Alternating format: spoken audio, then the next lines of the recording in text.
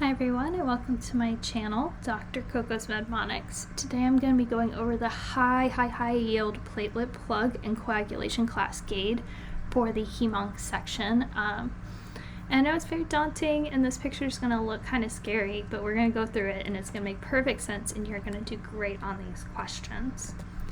So here is the platelet plug formation. So first we start off with some type of damage right here. And this damage is going to cause vasoconstriction via the reflex, neurostimulatory reflex, and endothelin. And what's going to happen is this von Willebrand factor is going to come in and it's going to bind to the exposed collagen. And this is really high yield because one of the big anemias that you'll get is von Willebrand factor disease. And von Willebrand disease is literally you have not as much von Willebrand factor as you should. And you'll end up having this clotting issues. And this von Willebrand factor will bind to GP1B on a platelet, right here, this cute little platelet. And if you have a problem with your GP1B, that's going to be Bernard-Soulier disease. So you're going to have an adhesion issue. Your platelet can't adhere to the damaged collagen, okay? And that's easy to remember because there's only one B in Bernard. Okay, so these guys, they come together, GP1B and von Willebrand factor, and this platelet's like, oh, awesome. You know, these two are together now, so I'm going to release some stuff. Like, I don't need it. So they release ADP, calcium for the coagulation cascade, and thromboxane A2. This ADP, though, is what I want you to remember because ADP comes over here and binds to the P2Y12 receptor. This receptor is really important for specifically certain anticoagulant drugs that end in like grel, as this sketchy has them like a dude is grilling. And you can like specifically target this receptor. And so this receptor won't work, the ADP won't be able to bind, and then you won't be able to do the rest of the pathway. But without these drugs, the ADP binds to the P2Y12 receptor, and then this little platelet over here, he's so happy. He's like, oh my God, look, we have some ADP bound to us. I'm going to give off this GP2B3A receptor. And what that's going to do is he's going to release his GP2B3A receptor, and a bunch of other little platelets are going to release their little GP2B3A receptor, and it's going to be like a weird little platelet orgy going on because they're all going to come together and they're going to bind with this fibrinogen in the middle. I don't know why this fibrinogen is very high yield. I have gotten so many questions on just like what helps keep these platelets together that works between the GP2B3A receptor and its fibrinogen, and it just wants you guys to know this. Please know this. And so what happens if you have an issue with your GP2B3A receptor? There's two specific diseases that I want you to know, and one of them is Glanzmann. So if you have a problem with your GP2B3A receptor, that's called Glanzmann, and that means that you cannot aggregate your platelets together. Another way that you can have a problem with this receptor is you can have a specific antibody that attacks it. And when we think of antibodies, we're thinking immunology, right?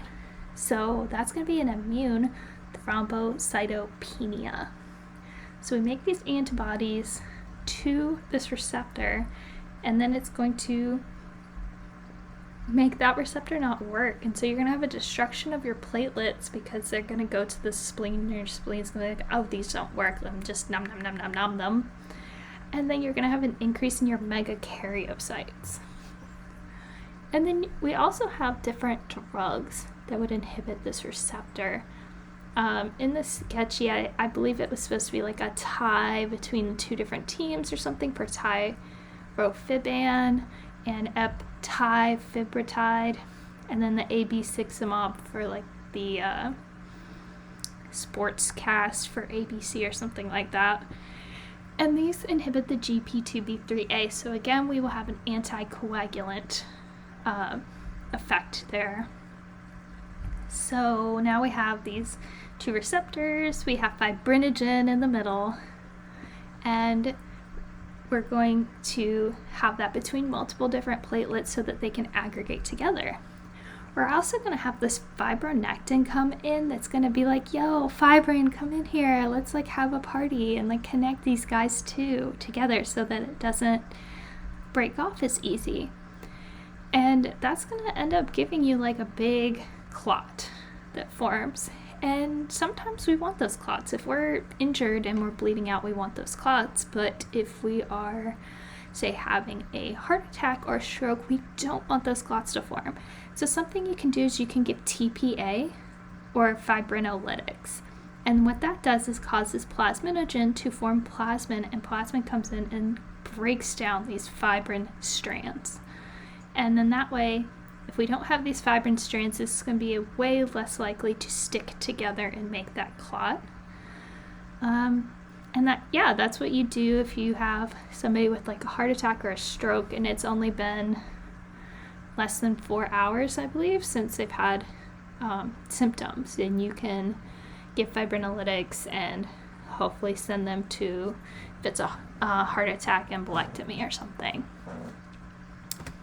Next, I'm going to go over the coagulation cascade, and this one, I know it seems really daunting. I had a professor go through this, and it made it so much easier, and so I hope this helps you guys.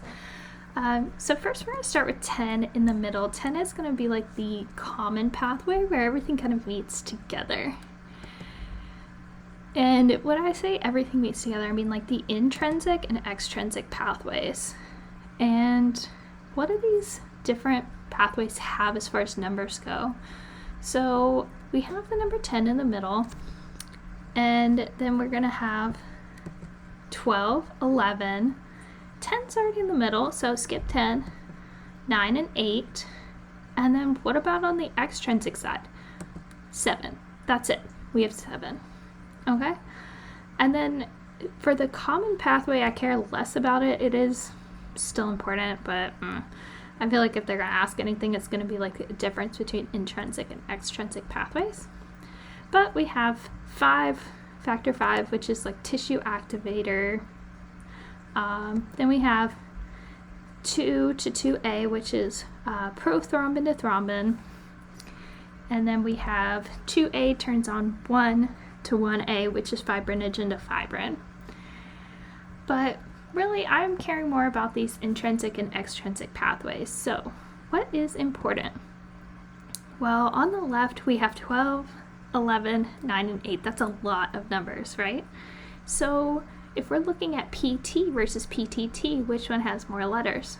Well, the PTT does. So, we're going to put the one with the more letters over on the side with the more numbers, right? So, PTT is for the intrinsic pathway. And then PT is going to be for the little side with just a little factor 7 over there. And that is going to be PT, which we would measure with warfarin or Coumadin, versus the PTT, you would use heparin, okay? And then next we have the vitamin K, which is going to be a coagulant, versus protein C and S, which is going to be an anticoagulant.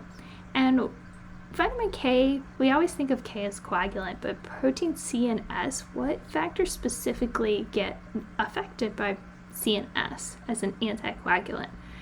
And that's why I put them in red. So both factor 8 and factor 5 are going to be affected by protein C and S.